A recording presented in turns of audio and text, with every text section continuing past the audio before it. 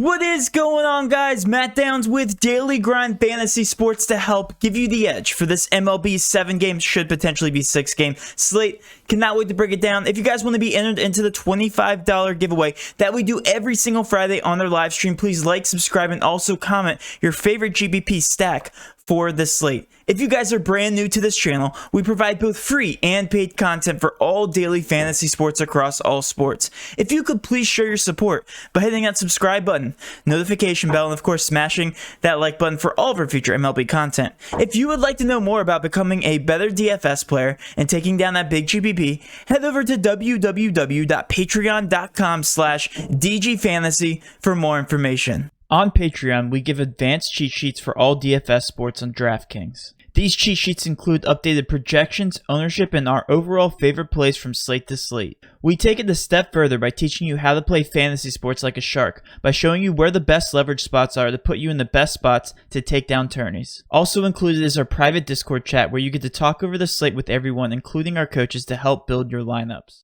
Now let's go ahead and dive right into this MLB 7-game slate. But first, you guys know we have to go over some Patreon success here. Last night was MLB crazy chalk night. We had the Atlanta, I believe the Atlanta Braves were the most chalky stack on the slate, one of the highest, and because of that you should have taken down all your double ups, and even got a little bit different because I believe the St. Louis Cardinals also put up 14 runs. So I just want to show you guys a great example of somebody playing the slate exactly right. And all of his small GBPs, cash games, the 5-player ones here, he cashed because he played the Atlanta Braves, played the chalk. But in this 3-entry max here, probably should have played a bigger GBP with the amount of leverage that he had. But he cashed, turned $3 into $12 because he played the St. Louis leverage stack. 14 points were scored here. Guys like Goldsmith, Edman did very well. And pretty much all the St. Louis guys. And this is his lineup. And he scored 204.8 points on this slate. And I just want to correlate this over to our spreadsheet. St. Louis, very good leverage spot, showing a minus overrating. Anybody with an overrating, not that good for GPPs. Like Miami was overrated. Detroit was overrated. Everybody was on them because they were so cheap. I believe they were literally 2 to 3K for every single one of their players, and they were in an okay matchup. So everybody went dumpster diving there. And then with Atlanta, they were also overrated. They were chalky. They did hit, but in GPPs, if you played the St. Louis leverage spots, and you didn't do bad at all. So that being said, this is what our leverage sheet looks like on Patreon. It shows you all of our favorite leverage stacks, the best teams that are going to put you in the best spots to take down GBPs. We're not going to guarantee you wins, but we're going to guarantee that we're putting you in the best spots to succeed in GBPs. The rest is just up to how the games play. Play your contests right, play your GBPs right, and you guys will find long-term success. And I'm actually getting added more here in the winning lineup tab here. Let's take a look.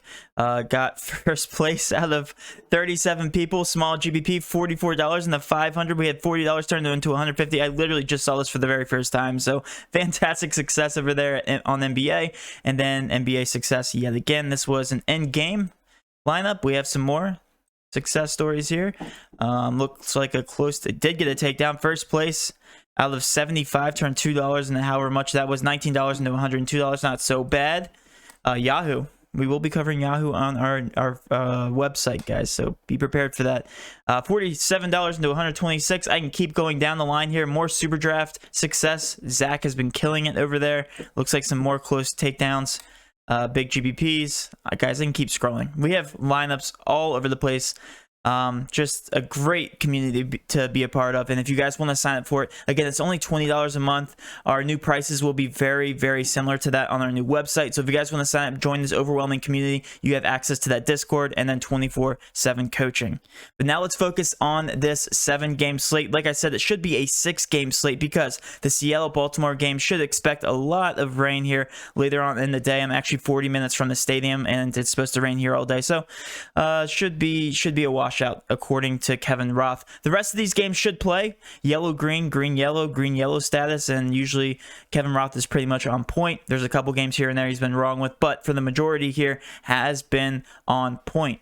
So let's focus on the 6 games. I'm going to exclude Baltimore and Seattle from the player pool because they really should not play this game today.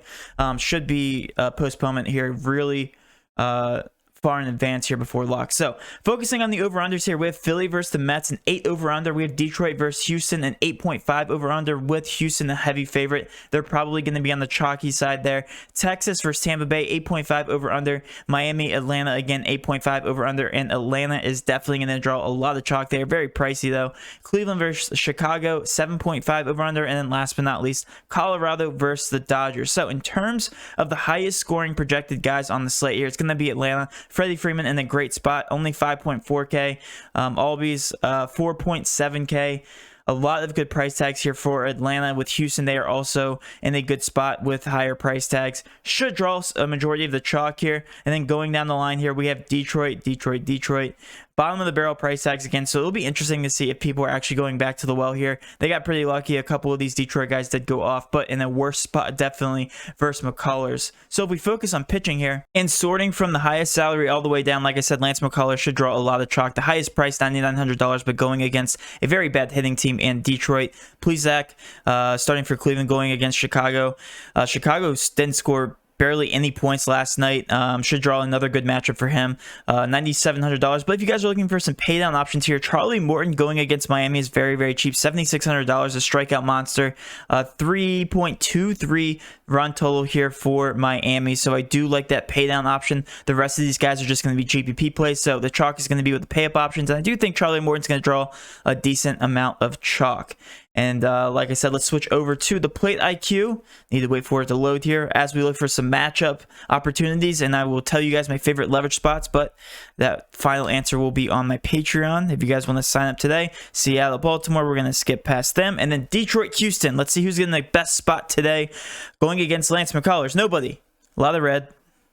A lot of green for the pitcher. Not a good matchup. Let's switch over to the Houston side. We have a lot of the guys in great spots. Like I said, a lot of green against righties here. Looks like Fulmer lets up a lot of power and weighted on-base average here versus opposing righties. A 546 weighted on-base average and a 431 ISO. So if we look here, targeting righties, Altuve, Bregman, Correa. I mean, all these guys are in fantastic spots across the board for Houston. And then against lefties, he's actually very, very good. So I would target righties here in this lineup, and cash and GBPs if you guys are going with Houston and GBPs. Going down the list here, we have Philly versus the Mets. Zach Wheeler, very good matchup for him. So this is going to be another hit or miss type of matchup between these two teams. These teams are both so streaky. With Zach Wheeler at the mound, should get the best of the opposing Mets hitters here, but Mets, a lot of green, a lot of good spots for them. So like I said, good GPP spot for both sides of the ball if you want to grab Zach Wheeler for low ownership, but grab the Mets for low ownership. Don't hate either one of those sides. Going over to the Philly, the exact same thing can be said there. Better matchup for them. I do like the Phillies in this spot. Let's up a 190 ISO versus righties and a 324, almost exactly average here, weighted on base average. Like I said, versus opposing righties. So McCutchen in a great spot. Hoskins, Real Muto, Bohm. Like all these guys are in fantastic spots. I like Philly for low ownership and a fantastic leverage spot for medium to big GPPs. Going over to Texas versus the Rays. We have Fleming at the mound. Actually shows some pretty impressive stats here. And against Texas, not a very good hitting team except for Gallo. What a beast he is. Everybody else red here. So I do like him actually for low owned GPP ownership. So if you want to target Fleming against the Texas Rangers, don't mind that. Switching over to the Rays here, we actually have the exact opposite. I think the Rays are going to be very low owned just given the other run totals on the slate. A lot of green for them here in the early part of the lineup and a very good matchup. 505 weighted on base average and a 444 ISO. And only a couple plate appearances here. Only about 40 plate appearances for this pitcher.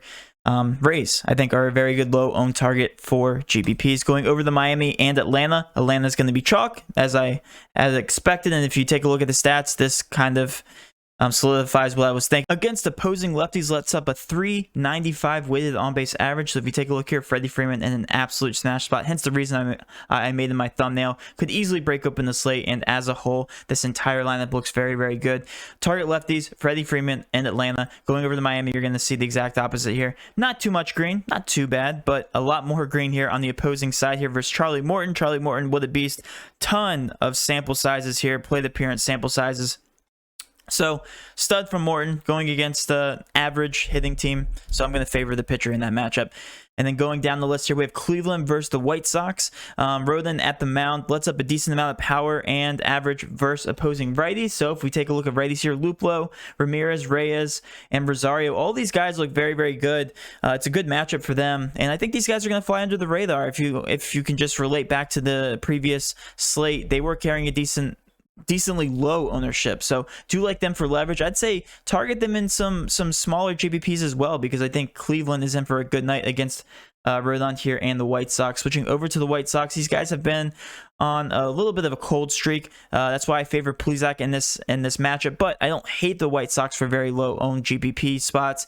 You would want to target opposing righties. So Robert, Abreu, Moncada, and Mercedes, Grandal, all those guys actually look pretty good here. A lot of green, as you can see, in the bulk of this lineup. Last but not least, let's target this Colorado Dodgers matchup. Dodgers are a great hitting team, right? But the over-under does favor just them against John Gray. John Gray, very streaky, does let up a lot of power and ISO power here versus opposing lefties. Seager hit a homer last game. Stats point to him doing that again. Muncy in a great spot. No Bellinger, so this should be an interesting matchup. I like the Dodgers just in general for lower ownership, but target these lefties. Lux in a great spot. So looks like half their lineup is going to have lefties here against John Gray. Last but not least, Colorado avoid completely Dustin May at the mound. If you're going to be targeting anybody, it's going to be opposing lefties. 355 weighted on base average and a 187 ISO. Blackman in a good spot. McMahon in a good spot. Tapia in an okay spot, but a lot of red. So that being said, these guys will be very low owned. They are the last game on the slate at 10-10, so definitely won't carry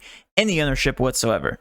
And I will post my favorite leverage spots on my Patreon, guys. Hopefully you did enjoy this video. If you did, please do hit that subscription button, notification bell, and of course, smash that like button for all of our future MLB content. With all that being said, have a great rest of your day, and let's cash.